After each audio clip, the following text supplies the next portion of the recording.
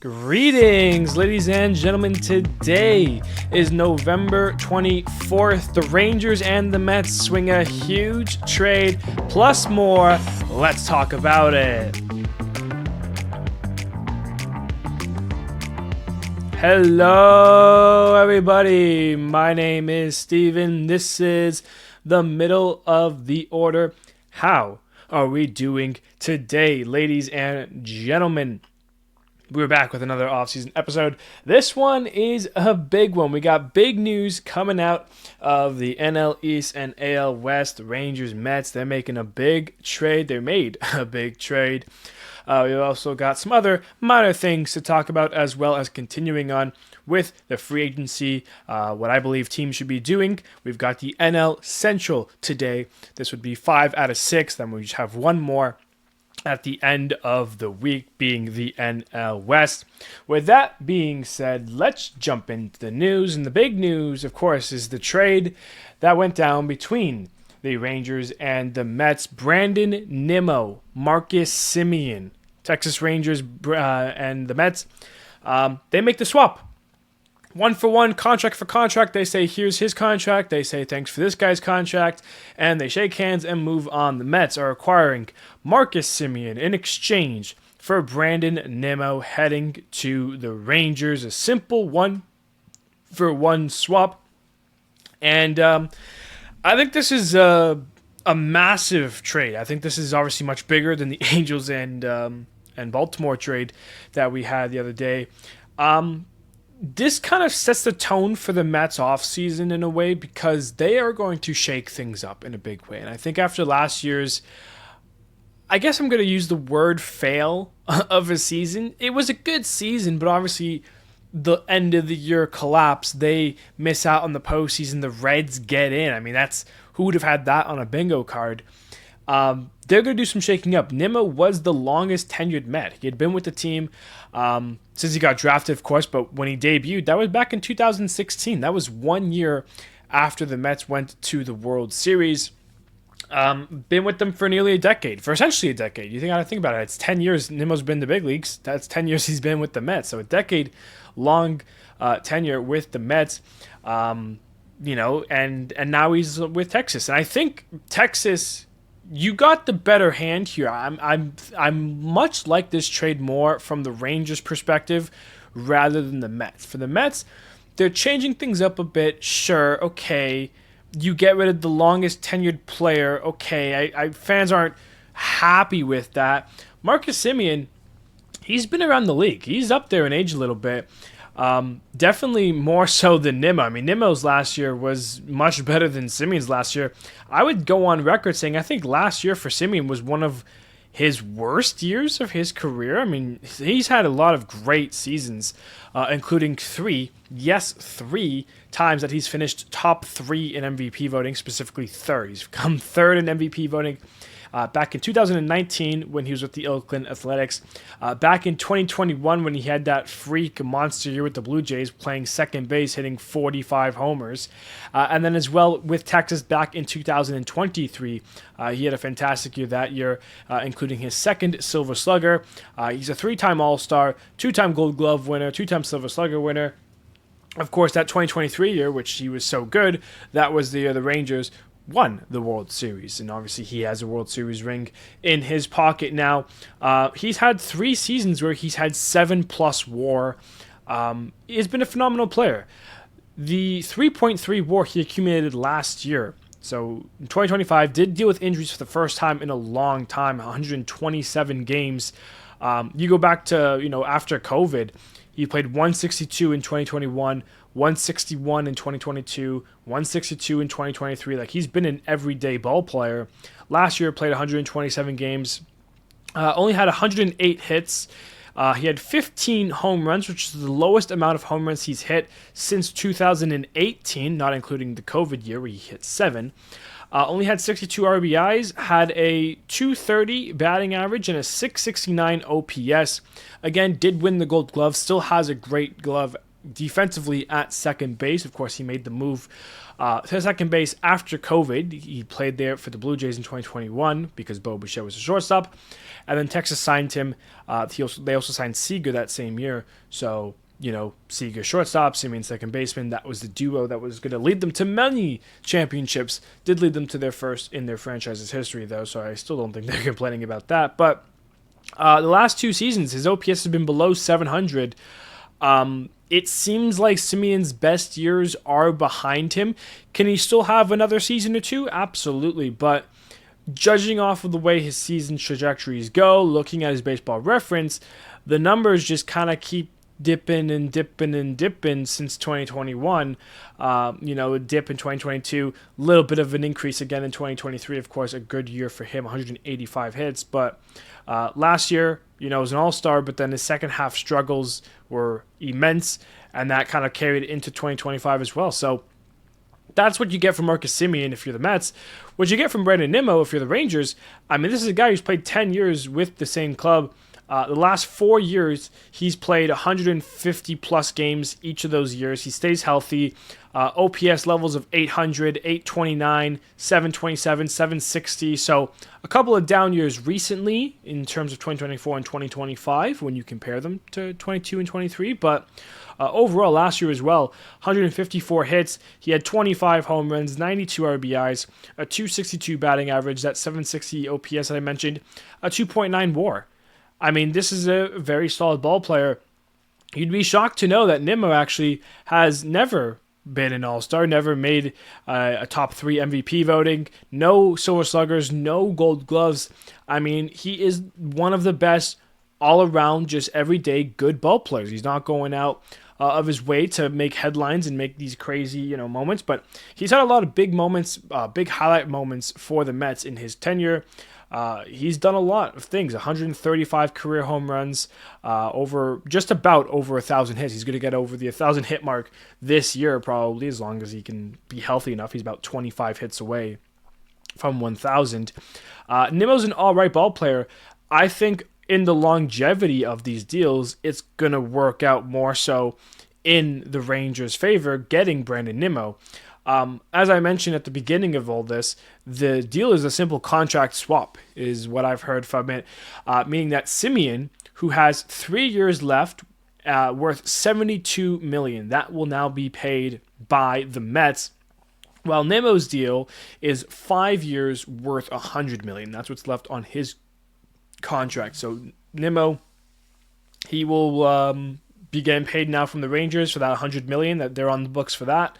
And the Mets are now on the books for $72 million. So, again, when I look at Semien and Nimmo as the players that they are, Semien's had the better career over the years. He's played 3 more years longer than Nimmo has. Semien entering his 14th year in the big leagues, while Nimmo is entering his 11th.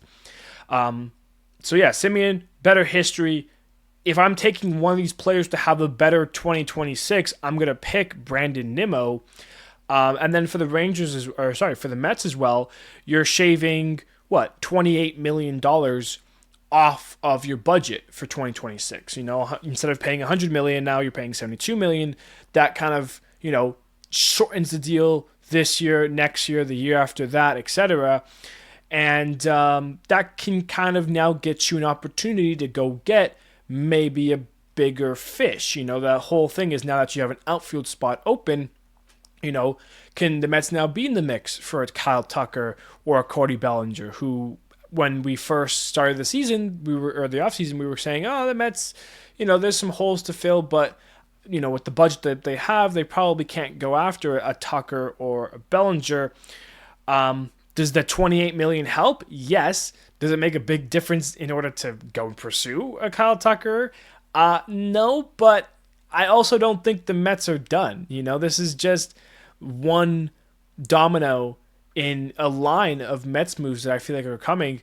I mentioned that Nimmo was the longest tenured Met. The guy that is now the longest tenured is Jeff McNeil, who debuted with them in 2018. So 2 years of difference there. To be honest with you, I think McNeil is next to go. I don't think McNeil is sticking around any longer. I think the Mets are going to be in the trade market a lot this offseason. And, the thing is, they either keep him and play him in the outfield because he's been the second baseman and he's been a good second baseman for the Mets. But now you have Semien, and Semien's going to be second base because you have Lindor at shortstop. So that's the duo there that the Mets have now is Lindor and Semien. Which, if McNeil isn't traded, he will be playing either left field, taking over for Nimmo, or right field, or will be in the bench as depth, depending on who else the Mets add. His deal right now is $15.75 million. That's what he's owed this year. And then a club option for the next year for the same amount of money. So I think you could find someone who wants McNeil $15 million, second baseman, everyday option. If he plays really well for them this year, they would take the club option again, or they would decline it, and then it's a 1-year deal. You can get someone out of it too. I think McNeil is a guy who could also be leaving as well as other guys. I think the Mets are really shaking things up this offseason. Again, going back into last episode, I said they really have to go after Pete Alonso and re-sign him. I still think that's the case. I still think they really need to go and get the Polar Bear back on the squad, especially now losing Nimmo. You kind of need that face of the franchise. It's like it's slowly starting to shape to be Francisco Lindor. It's never really been Lindor as the face of that franchise because he obviously came over from Cleveland and he hasn't been there too long. It's been a couple seasons now that he's been with the Mets. So, now if Alonso leaves, now Nimmo's gone. If McNeil gets traded, it's like, okay, when I think of the Mets, who do I think of?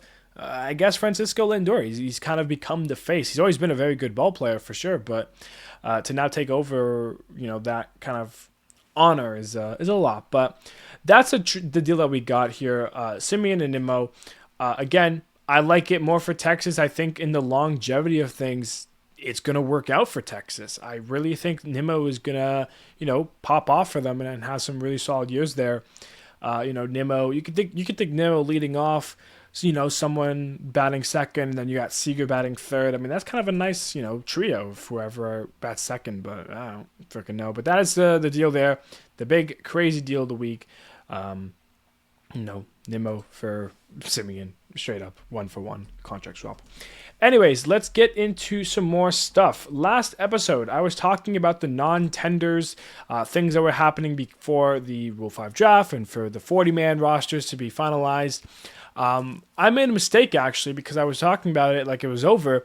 The deadline was actually that day. There were still a couple of moves that happened, a couple of non-tenders, and some big names entered the free agent market. Sticking with the Rangers here, since we'll be talking about them adding Nimmo, they were a team that actually got rid of two guys. They non-tendered Jonah Heim and Adolis Garcia.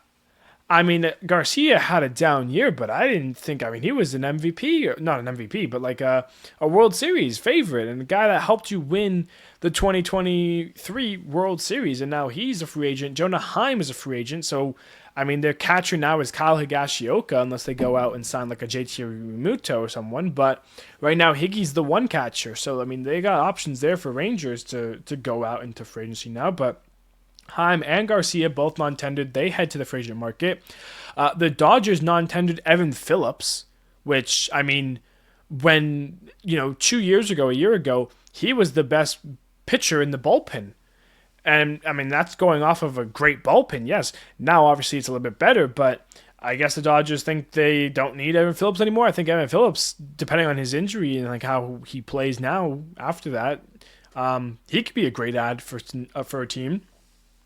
The Royals non-tendered MJ Melendez, and the White Sox non-tendered Mike Tauchman. So, those are a couple players that, they aren't stars by any means, but they can definitely make a difference in the team, especially a team that's kind of in the middle of, a division race, let's say. A team that's always like, we're about 500, but by getting a guy like Melendez who can play catcher, who can play outfield, that's an option there.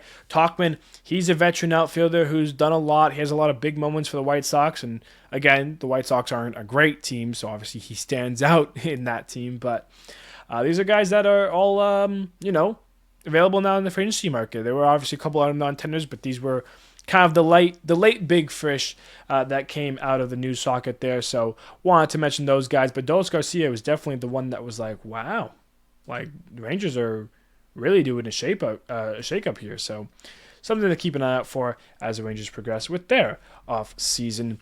We're going to Colorado to talk about the Rockies for a second because it was finally announced that they've decided to hire Warren Schaeffer, who came in as the interim manager when they fired Buddy Black middle of the season last year.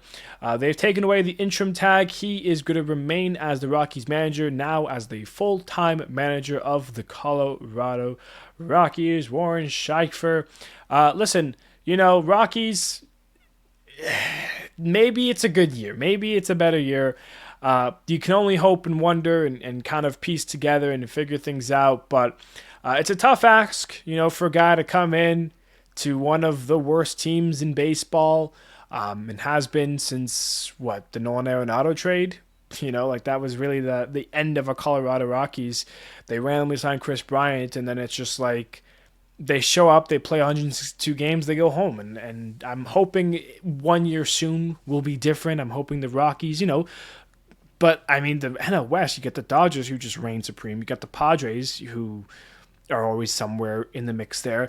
Diamondbacks don't go anywhere away, and I think the Giants are also in the mix. The Rockies are just the White Sox of the AL Central, essentially, of the NL West, but, at least the White Sox maybe have a chance because, how good are the Twins going to be? How good can the Royals, jump? At least there's bigger skill gap and a bigger team gap overall between the Rockies and the other four teams rather than the White Sox and the other four teams. The White Sox can kind of be in the mix there. The Rockies, you can kind of pencil them in for fifth place already. But Warren Schaeffer, he's the manager there. I didn't mean to give the Rockies shit. Sorry, Rockies fans out there, but I don't know. Seems like it's going to be another tough year there. Moving on here, something else that we want to talk about, and by we, I mean I. Tatsuya Imai, one of the Japanese players who are currently in their window to sign with a major league team. I think he was on a talk show or something. He was on something the other day. He came out with some interesting comments that really kind of showcase where his headspace is at in this whole process of a free agency. A lot of players, a lot of people and fans all over the world are thinking a lot of these Japanese players that are coming over have an easy way of just signing with the Dodgers. Anyone the Dodgers want, they will go out and sign because the Dodgers have a heavy Japanese market already, of course, with Ohtani and Yamamoto and Roki Sasaki, that it just makes sense for guys to come over and sign with the Dodgers. So a lot of people are penciling in some of these Japanese players to end up on the Dodgers. If the Dodgers want them, they can go out and get them. Well, he had a quote saying that he would rather go to a team without Japanese players and wants the challenge of surviving and overcoming the cultural struggles that players have gone through in the past. So many times, in years build up, when the Japanese players come over, they kind of go randomly to different teams. We know with Yu Darvish when he joined Texas, and Tanaka when he was with the Yankees, and the Red Sox when they had Koji, and all these players, they kind of just go to different places. That has kind of gone away recently, but think about Eminaga, who went to join the Cubs. Yeah, Suzuki was there, but what else? Think of when Kikuchi joined the Mariners. When he came over, there have been players. Hinju Ryu, when he joined the Dodgers, there wasn't that many Japanese players with the Dodgers at the time. Maybe there's one smaller guy named there, whatever. But a lot of the time, it's been going through that challenge and the difficulty. And it says Imai wants that. He wants to have a new experience. He wants to overcome these obstacles that, are usually in the way of Japanese players. He obviously talked about the Dodgers and how much fun it would be to play with Ohtani and Yamamoto and Sasaki, but he also said how much more fun it would be to beat a team like the Dodgers and how much more of a championship like that would feel to him. So it almost sounds like he's already ruled out the Dodgers in a way by saying a comment like that, by saying he wants to go to a team without Japanese players. You can kind of expect, if you play the game right, of okay, well, if he wants to go to a team without Japanese players, you can rule out the Dodgers, you can rule out the Padres, you can rule out the Cubs, you can rule out the Angels. You can kind of make a list of okay, which teams have Japanese players, which teams are in the market for a starting pitcher, where does it make sense for him to go? And when you do all that, you maybe have like a 3 to 5 team window of, okay, these are the teams that make sense based off of his comments. Of course, a man can always go back on his word if things happen, changes his mind, etc. But it's just interesting comments to make, and it kind of excites me a little bit to see where he'll end up landing in terms of his free agency market, because obviously he most likely will land somewhere. The question is where. But yeah, I think the comments were really cool, and hopefully he meant them and doesn't sign with the Dodgers in a week or so. Like, you never know, but maybe the Dodgers take it as a challenge and then they just give him more money than Yamamoto. Like, I don't fucking know, but regardless, that is his story there, his updates. And yeah, not much of an episode here. We've kind of gone through all the news that came out from the week. Again, the free agency and the offseason has been kind of slowish to start. But small things keep happening. Some bigger moves are slowly happening. So it's been exciting, to say the least. At least we're getting into more of that exciting part as more free agency signs. We'll have more and more fun stuff to talk about, and these episodes will be a little bit longer. But we do have the free agency, my news, and going into that today, the NL Central. So we're going to start with the Chicago Cubs. We're going to run through these five teams here. Of course, if you're looking for a team, you can timestamp the episode if you're on YouTube.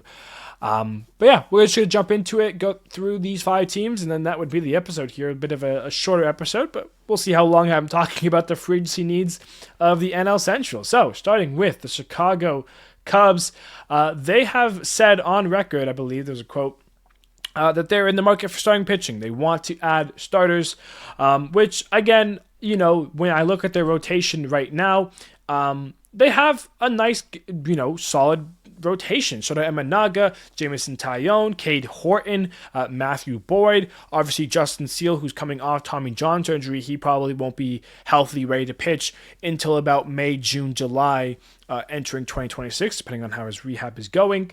So, they have that 5th spot open right now. But again, even with the guys that I listed, Jameson Taillon, he's had injury problems recently. Matthew Boyd, he's going to be 35. Can he be solid? Cade Horton's coming into his 2nd full season. What kind of bounce back does he have? And then, Shota Imanaga had a really tough 2025. With his second half struggles was a real question mark, and that's maybe why this whole Cubs decline the option, he declines his option, takes the qualifying offer happened, is because he hasn't been solid. But you take away that second half of 2025, in the season and a half he's been in the big leagues, he's been a very good pitcher. He's been ace potential. Justin Steele's been ace potential, but the Cubs do really need an ace potential guy. They have plenty of free agents that they've lost. Kyle Tucker, Brad Keller, Michael Soroka, Aaron Savali, Reese McGuire, they've let go, Drew Pomeranz, Willie Castro, Carlos Santana. So nothing that is like major guys, but obviously Kyle Tucker, of course. So Cubs looking for a starting pitcher, kind of an ace of the staff. And then I would feel like they also need a bat to replace Tucker. Not to say that they need to account for his level of production, because the only guy that can count for Kyle Tucker's level of production, surprise, is Kyle Tucker.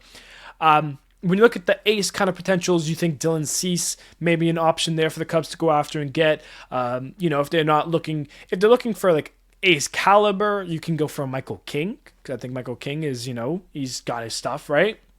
Then when you're looking at an outfield bat that can kind of make up some noise of Tucker's, maybe a guy like Max Kepler, Mike Yastrzemski, he maybe still has a little bit left in his tank. So those are the guys I think the Cubs could go after here, but they definitely want a starter. But I also have to think that losing Kyle Tucker means that they got to fill a hole at some point in the outfield. Are you going to replace Seiya Suzuki in right field? Is that what we're going to do going forward? Because that cost them in the past. His defense isn't the greatest out there. I think Suzuki is better as a DH, so you need an outfielder at that point. So that's what it's looking like for the Cubs. Starter and then an outfielder. Definitely better defense, but, you got to get some level of production that Kyle Tucker was able to give. So some food for thought there for the Cubs going into there. continuing the offseason, I guess, from that point of view there. Moving on here, let's talk about the Milwaukee Brewers, who had another very surprisingly good season in my mind. A team that I always, entering the year, I'm always like, it can't happen again, right? The Brewers aren't that good. The Brewers are a very good team, and I got to start giving them the respect that they deserve. The Brewers don't need to change much. A lot of their talent is young. It's good.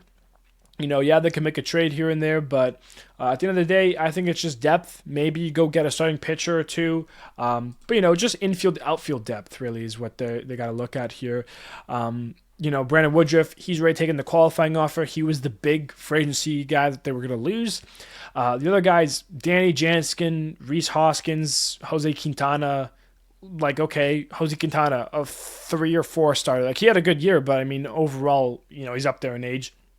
Rhys Hoskins hasn't been himself since, his days with the Phillies. And then Danny Jansen's just a backup catcher. So I'm like, okay. You got Jackson Churio, star. Bryce Terang, star. William Contreras, Christian Yelich, Andrew Vaughn, Sal Frelick, Caleb Durbin, Isaac Collins, Blake Perkins, Joey Ortiz, Andrew Monasterio.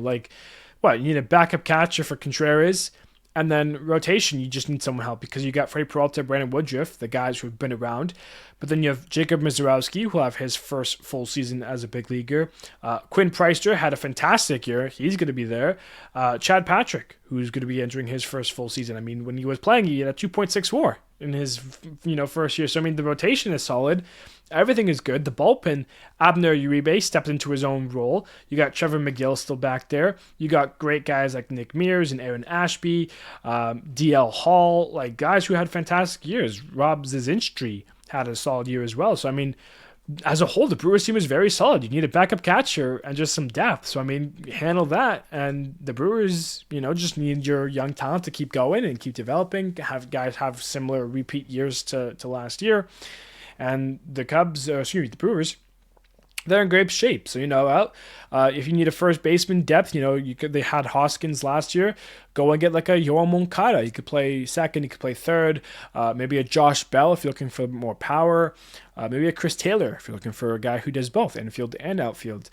When it comes to the starting pitcher, if you want to add a fifth guy, a sixth guy, just in case, think of the old veteran guys. Think of a Chris Bassett. Think of a Zach Eflin even.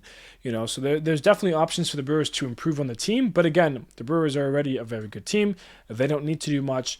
They will be a solid team in 2026. No matter how you look at things, they are stacked, they are set, and ready for another solid year in baseball. Pretty simple stuff, pretty standard stuff with the Milwaukee Brewers. Very good team. You don't have to worry much about them. Moving on, the Cincinnati Reds. What a year they had. They are back into the postseason after last year. A lot of success came off of the Reds team here. They are losing some guys. Nick Martinez, Zach Littell, Austin Hayes, Miguel Andujar, Emilio Pagan, Scott Barlow, just to name a few of the guys, the main guys who are currently free agents. As a whole, their team is still very good. They've got a bunch of young talent, guys like TJ Friedl, Noel Marte, Ellie De La Cruz, Sal Stewart, who came up and made a big name for himself, Matt McClain entering his third year. There's options there. A guy like Christian Encarnacion Strand. The rotation, solid. I think, honestly, if these guys can all stay healthy, I think they all have the potential to be a top 5 staff in baseball. Hunter Green, Andrew Abbott, Brady Singer, Nick Lodolo, Chase Burns, all of which I feel like have the potential to make up a fantastic rotation. For me and for the Reds, I think bullpen is a big number one issue. Emilio Pagan, of course, he is a free agent. He was the starter. Not the starter. He was the closer for the Reds last year. And Emilio Pagan, he's had some up and down years, with the Twins and Padres, etc. But he's not really closer material. He picked up 30-plus saves with the Reds last year. I think they can go out and get a big bullpen fish. A guy that I said would be great to have, Devin Williams. How much fun would that be? The Brewers had him, of course, when he was very good. They traded him to the Yankees last year where he wasn't as good. This is where the Reds swoop in, get him, and he goes back to the NL Central, regains his form as one of the best closers in baseball. I kind of like that for them. You could also maybe go get Robert Suarez. I definitely think they need to go get a big name in the bullpen for sure. Another thing that they said they could do is maybe go and get a third baseman. The issue is last year at the deadline, they traded for Ke'Bryan Hayes from the Pirates, who has about 3 years left on his contract, about $7 to $8 million each year. Ke'Bryan Hayes is a great defender. He's one of the best defensive third basemen in the league right now. The issue is his bat really hasn't gotten to that major league level, and it's been a few seasons now where we keep saying, oh, Ke'Bryan Hayes, give him a chance, give him, like, his bat will turn around. He's in his 5th season now. I mean, you're running out of time for that bat to kind of be a difference maker. He seems like he's just a third baseman defensive wizard that can't really catch up to major league hitting. And if you're a team that's looking to compete, you need to, get offense production from everywhere. You need him to be more of a contributing factor. I'm not saying he needs to go out and hit 20 plus homers. He needs to, get on base, set the lineup for the top leader, because he's obviously, going to be batting 9th, 8th in the Reds lineup. So I said, how much fun would it be if you can, move him around, if you figure something out? Maybe go bring back Gino. Of course, Eugenio Suarez was with the Reds for a long time in his career before being traded around now with the Mariners and the Diamondbacks. How much fun would it be for the Reds to bring Gino back? I think I love that for Cincinnati. So I'm on the bring Eugenio Suarez back to the Reds train. The Reds can do a lot. They have the options to do a lot. Coming off a year where they made the playoffs, the only thing I think they can't do is sit still. They need to go and fix up the bullpen a little bit, maybe go get a couple depth pieces.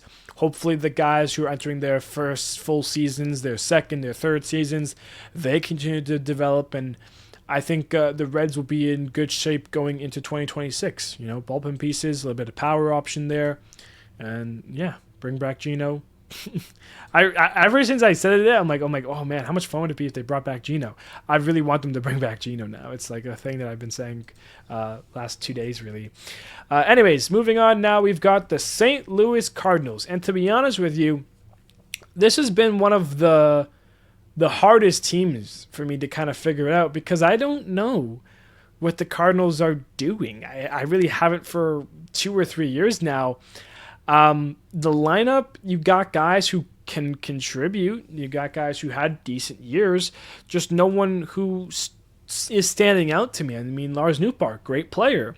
Wilson Contreras, great player. Alec Burleson, Brandon Donovan, Mason Wynn, Ivan Herrera had a surprisingly great year. Victor Scott II. Like, these are all guys who had, anywhere between 1 and 3 WAR last year.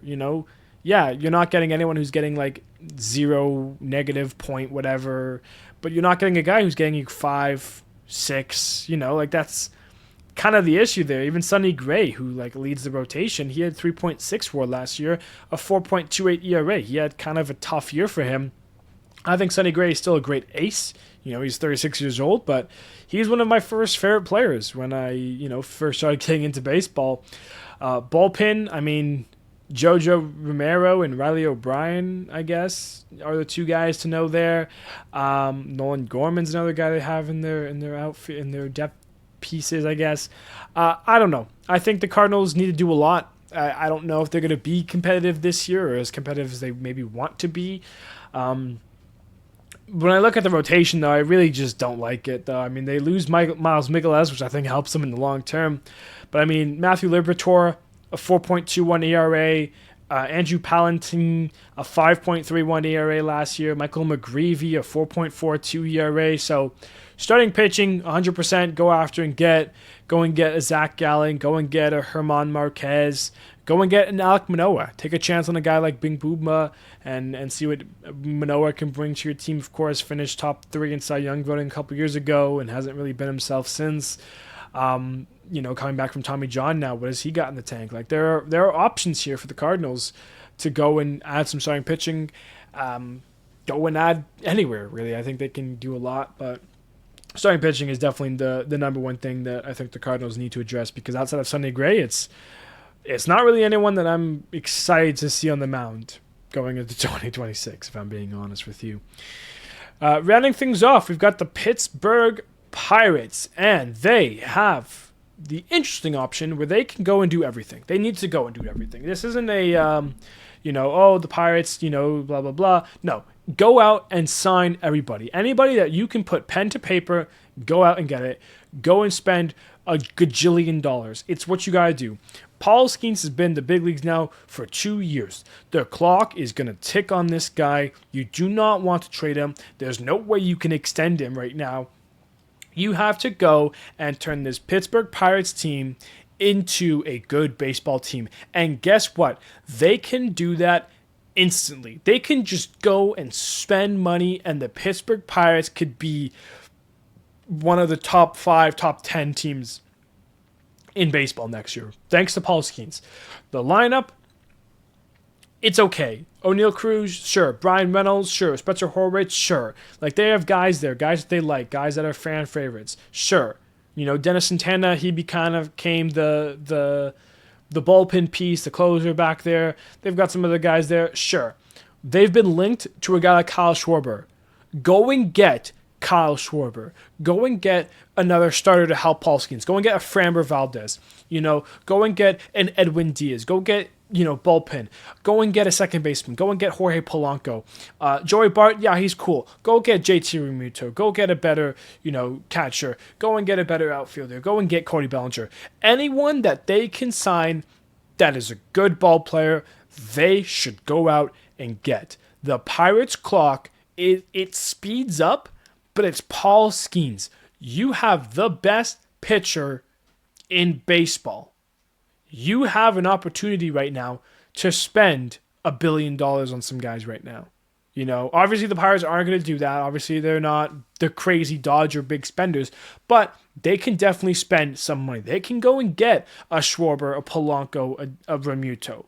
They can go and get 3 really good ball players, and getting those 3 really good ball players, piecing them together with your team that you already have, you're not going to jump to first place right away, but you can be a top team by getting 2 or 3 good players. I'm not saying go get Kyle Tucker and Alex Bregman and Dylan Cease and the best available options. No, I'm not saying that. But be smart with your signings. Sign lots of players. Go and sign 2 or 3 top end guys. Go and sign 2 or 3 middle end guys. And then you get 2 or 3 depth guys. Go and get 8 guys this offseason. They need to spend money. You gotta spend money with Skeens right now.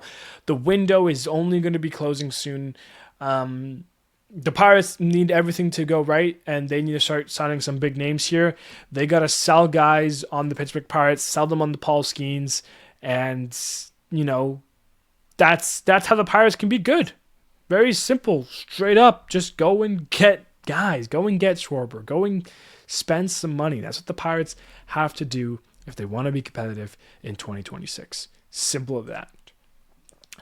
With that being said, that kind of wraps up our episode here today. Of course, we had the NL Central free agency needs. We talked about the updates of Imai. We talked about the remaining non-tenders, the Rockies hiring their full-time manager.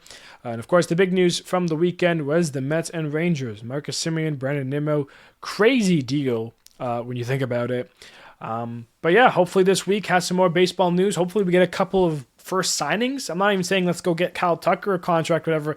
Let's go get a middle end guy. Let's go get Chris Bassett on the team. Let's have a guy sign on the dotted line, right? That's once you get one, the domino effect starts rolling. You start getting big moves here. But until that happens, we only have what we have now.